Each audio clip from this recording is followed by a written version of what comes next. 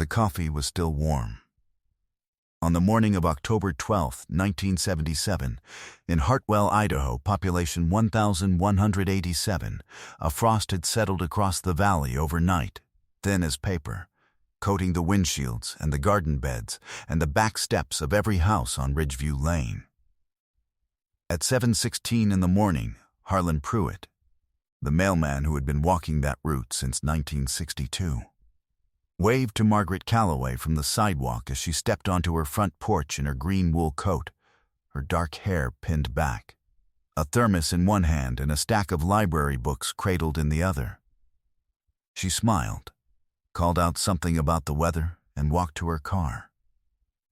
That was the last time anyone in Hartwell ever saw Maggie Calloway alive. What happened in the next 2 hours would haunt this small Idaho town for nearly 47 years, through 3 mayors, 2 generations of children who grew up with her daughters in school, through the retirement of every detective who ever worked the case. The answer, when it finally came, was not found in a witness who came forward or a confession extracted under pressure. It was found in a cigarette butt sealed in an evidence bag by a 29-year-old deputy following instinct on a cold morning in the Pines, a decision that would take 44 years to prove itself right. But before we get to any of that, we have to go back to who Maggie was. Because to understand what was lost on that frozen October morning, you first have to understand who Margaret Calloway meant to this town.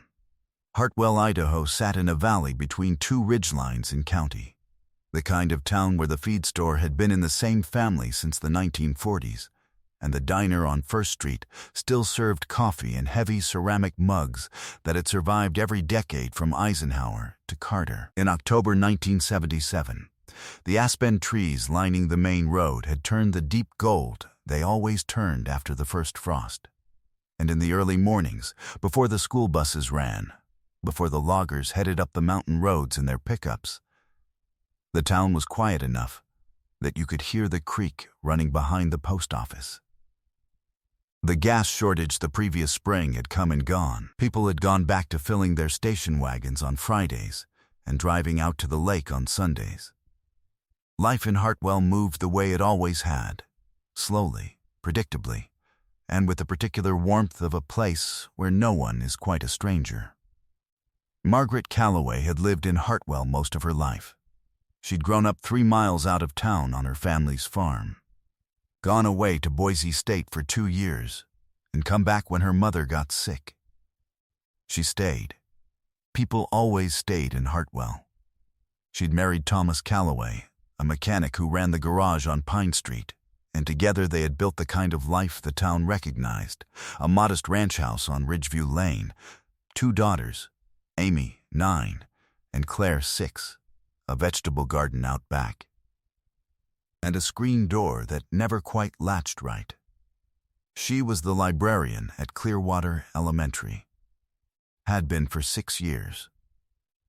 Colleagues described her as unhurried and precise, the kind of librarian who remembered what every child had checked out last and already had in mind what they'd want next. She kept a small spiral notepad in the pocket of every coat she owned, filled with book recommendations she'd thought of for specific students while she was folding laundry or driving home from the store.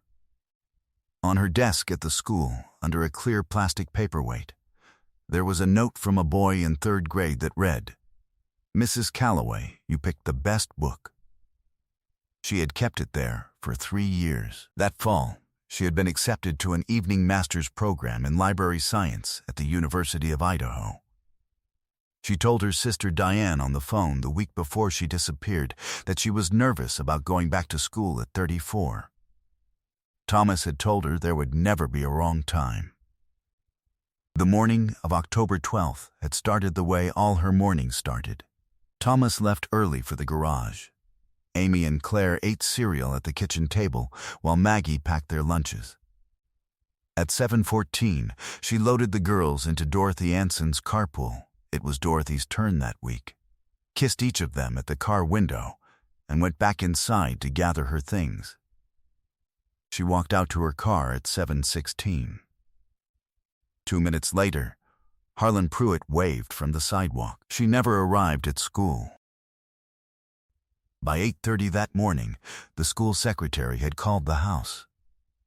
No answer. She tried again at 9. By 9:15, Thomas Calloway was standing in the school parking lot, machine grease still on his knuckles, staring at the empty space where Maggie's car should have been parked.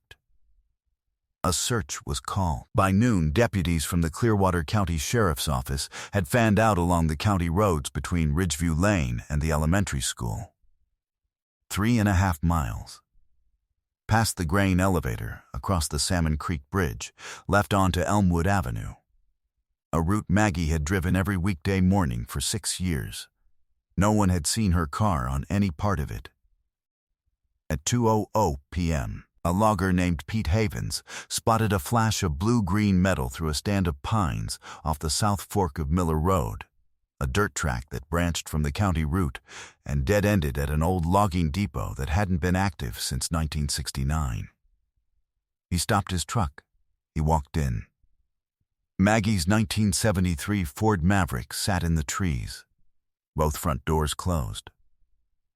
Driver's window rolled down, the engine on, the key in the ignition. Her thermos, the same one Harlan Pruitt had seen in her hand that morning, sat on the passenger seat, still full. On the floor of the back seat, a library book. Due that Friday. Not returned. She was not there. Deputies were on scene within 30 minutes. They preserved the vehicle. A single set of footprints in the soft ground, one pair. A man's boot, size 11, led from the tree line to the driver's side door and back into the trees, where the ground hardened and the trail vanished.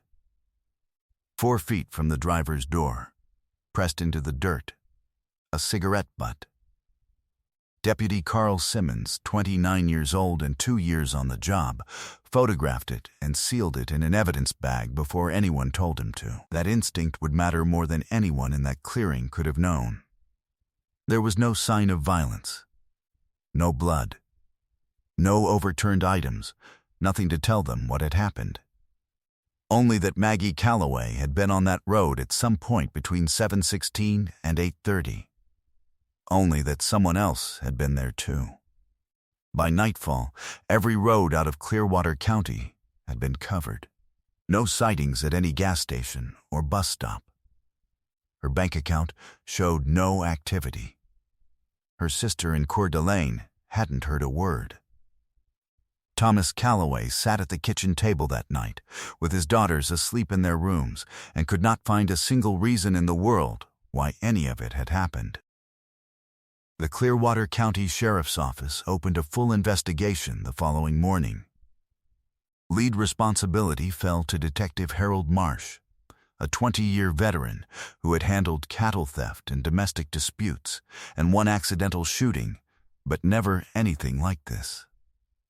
He assigned 4 deputies, called the state police, and did everything a small-town sheriff's office could do in 1977, which was less than people wanted to believe and less than Maggie's family needed. Early leads centered on 2 men.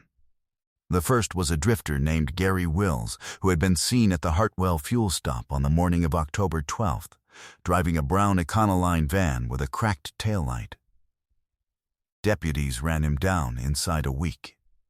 He had a record in Oregon, petty theft, 1 drunk and disorderly. His alibi for that morning was solid.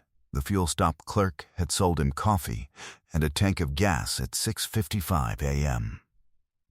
He was back on the highway before Maggie ever left her house. He was eliminated. The second was Thomas Calloway. Marsh looked. He interviewed Thomas 3 times.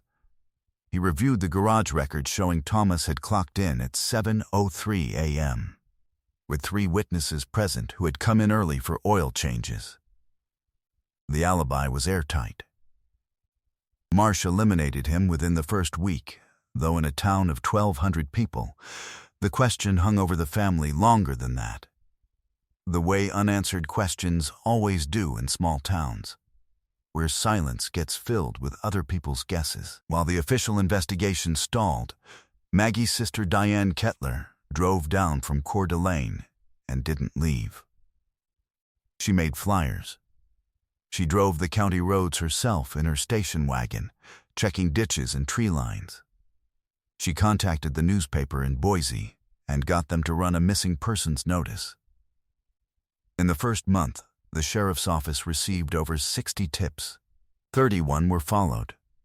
None of them opened into anything.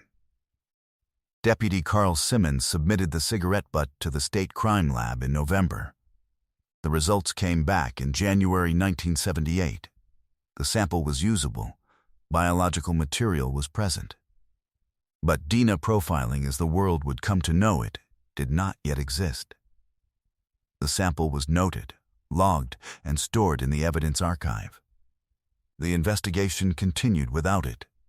By spring of 1978, Marsh had no viable suspects, no body, no witnesses to the abduction, and no physical evidence that could be matched to anyone. The case did not close. But it slowed. By the summer of 1979, it had stopped moving altogether. Margaret Calloway was classified as a missing person, not a murder victim, a missing person. Diane Kettler drove back to Hartwell from Coeur d'Alene and sat with Thomas in his kitchen and told him she did not accept it. He said neither did he. It didn't change anything. By 1985, 8 years had passed. Thomas had sold the ranch house on Ridgeview Lane. Amy was a teenager. Claire had been too young to hold on to real memories of her mother and had built her picture of Maggie from what Amy told her, which was itself only a fragment of what had been. The reward flyer Diane had put in the window of Roy Houston's diner on First Street faded through 3 seasons before Roy finally took it down.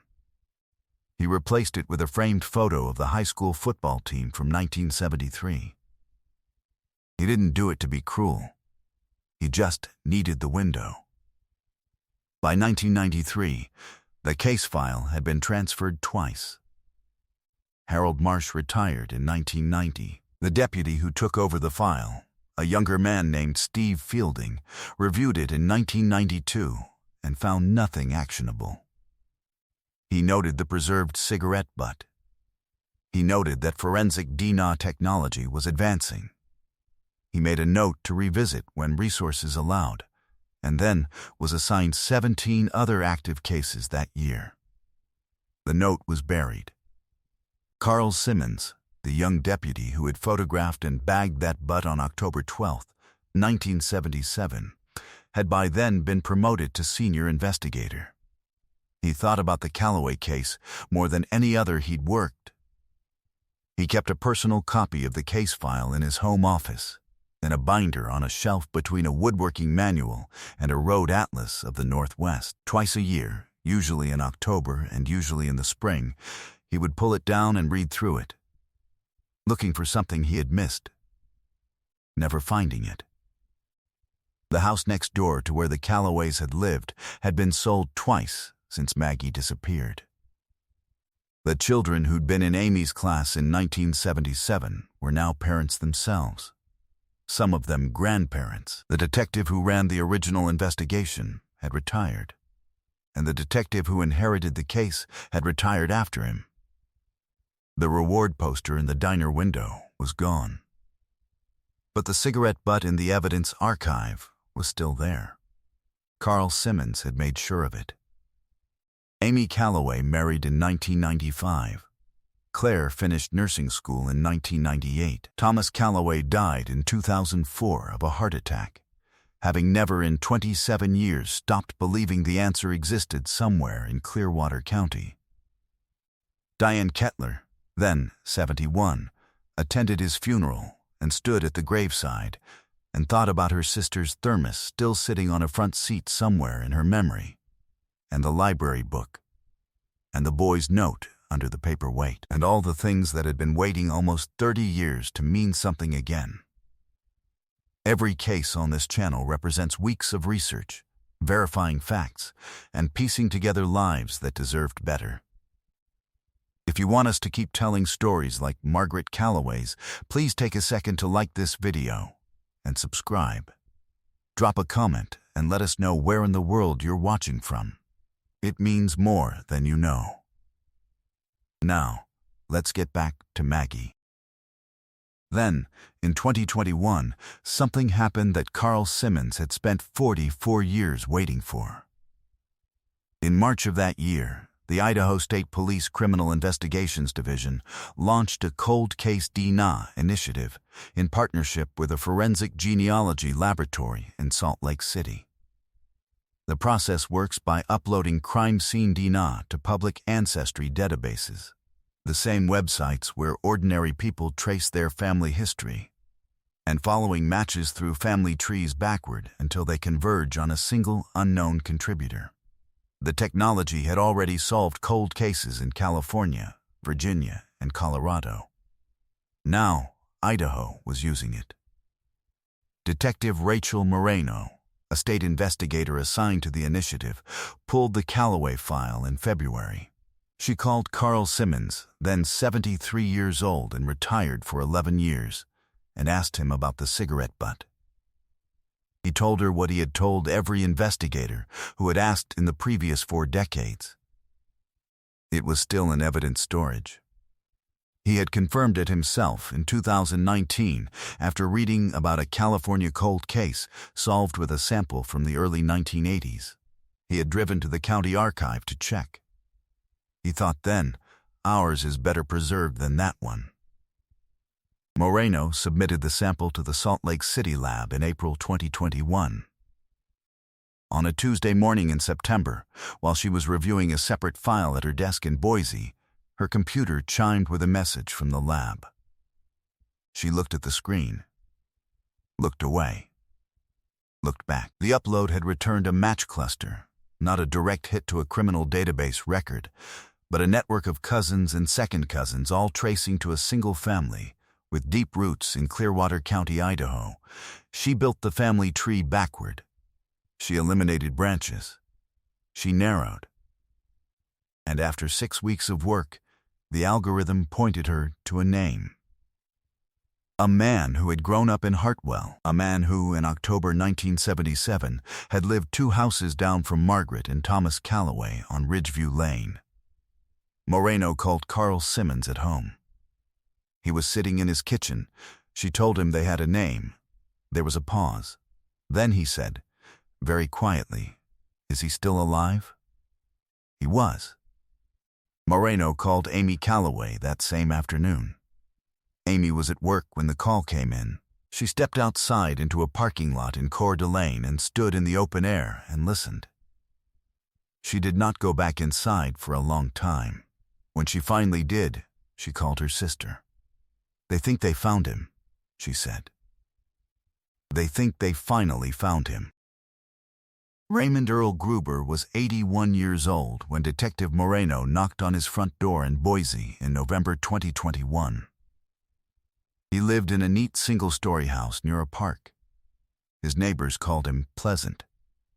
Quiet, he had volunteered with a veterans organization for 15 years. He had a daughter in Portland and a son in Nampa. He attended church on Sundays.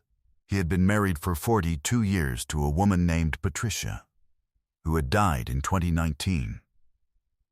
No criminal record. None.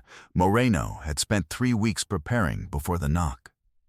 The genealogy match had been corroborated through county property records from 1977, which placed Gruber on Ridgeview Lane, 30 yards from the Calloway home.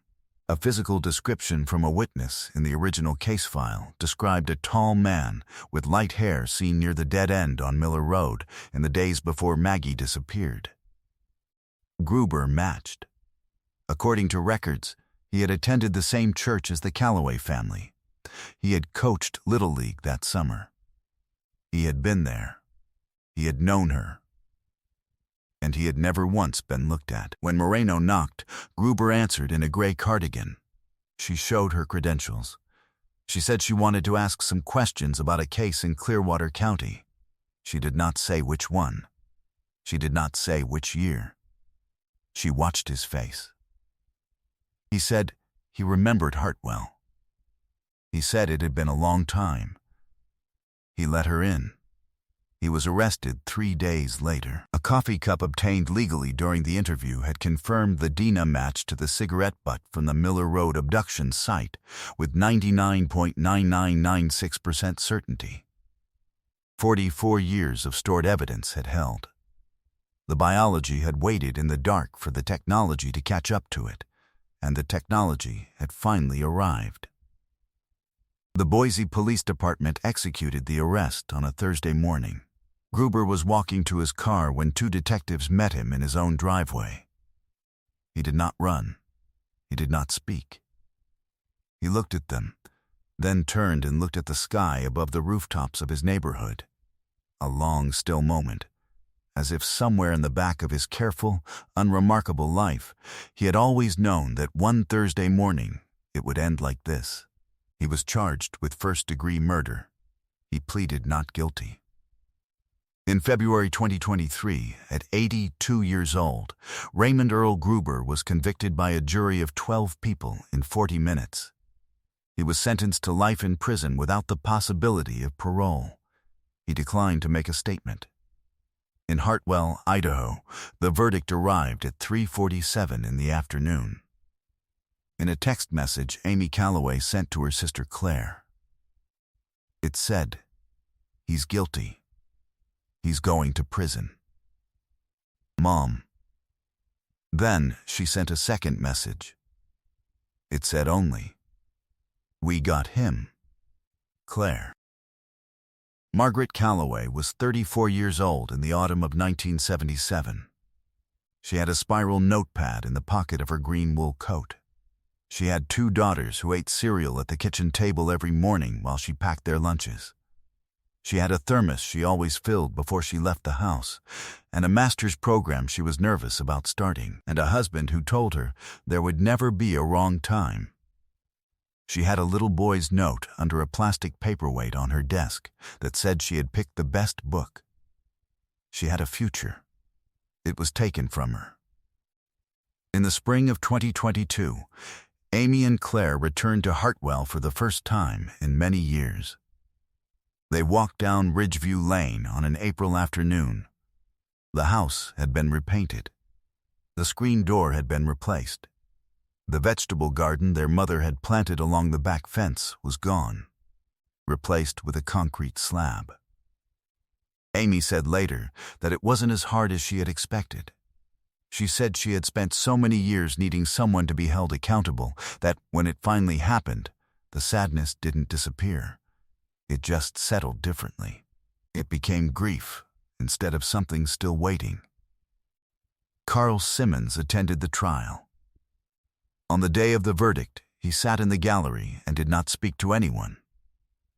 He went home directly afterward, and that evening, for the first time since 1980, he took the binder off the shelf in his home office, the one that had sat between the woodworking manual and the road atlas, and put it in a box to return to the county archives. He had kept it long enough. The Calloway case is now cited in Idaho law enforcement training as a model for long-term evidence preservation. The cigarette butt that Carl Simmons bagged on October 12, 1977, that one decision, made by a 29-year-old deputy following instinct on a cold morning, was the single thread that ran unbroken through 44 years and brought Raymond Gruber to a jury. One bag, one decision, one thin line of biology stored in the dark while the world moved on around it. Justice, when it came in 40 minutes of deliberation. It came in a text message between 2 sisters. It came 44 years too late for Thomas Calloway, and for Diane Kettler, and for Maggie herself. And yet, somehow, it came. What does it mean to call this justice? Is 44 years too long? Or is there no such thing as too long when the truth finally arrives? What do you think would have happened to this case if Carl Simmons had not bagged that cigarette butt in 1977? How many solved cases hinge on one person doing one small thing right? And what does it tell us about the cases still waiting? The ones where no one made that decision, where the evidence was lost or never collected. Justice found Maggie Calloway after 44 years. Stories like hers are why this channel exists. If you believe truth is worth pursuing, no matter how long it takes, subscribe so you don't miss the next case. More stories are waiting in the description below. Thank you for being here.